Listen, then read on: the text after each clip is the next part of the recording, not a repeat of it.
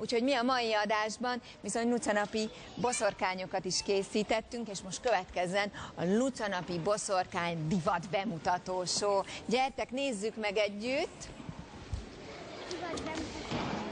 Akkor jöhetnek ezek a lucanapi boszorkányok. Gyere Balázs, nézzük meg őket! Gyere Judit, erre innen jobban látod. Itt az első boszorkány, aki nem is annyira boszorkányos.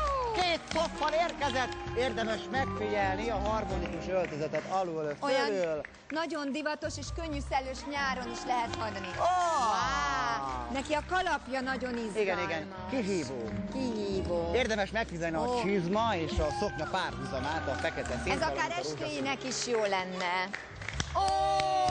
Egy másik fajta boszorkány. Ez egy lány-fiú, unisex ruha. Lányok és fiúk is hordhatják. Sütőbe való boszorkány. Csillogó, villogó. Megint a rózsaszín előbukkant, nem kell hozzá más, csak egy picike kukázzacskó. Wow! Ez egy profi! Hölgyeim és uraim, hihetetlen az összín fölbukkal a derek a tájékán, és újra érdemes megfigyelni a harmóniát. Most már így látod. Ez nagyon jó, nézd a kalapját! És egy puszit is küldött. Cikcak. Wow, ez a szúrós boszorkányunk. Bizonyám. Szívószállal díszített kalap és szoknya. Színharmónia, világ, teljes ruha.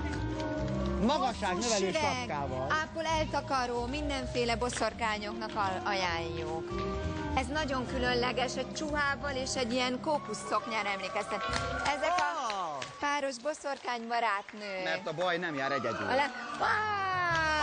Egy olyan fajta boszorkány. A legfélelmetesebb, aki rózsaszínben látja a világot.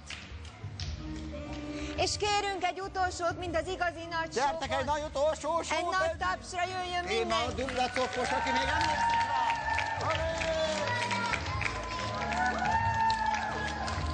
Megy a csomolygás a kalap alatt, egy fiú boszorkány. Sima balettos utolsó, legalacsonyabb. És köszönjük szépen Zoltánnak, hogy így segített.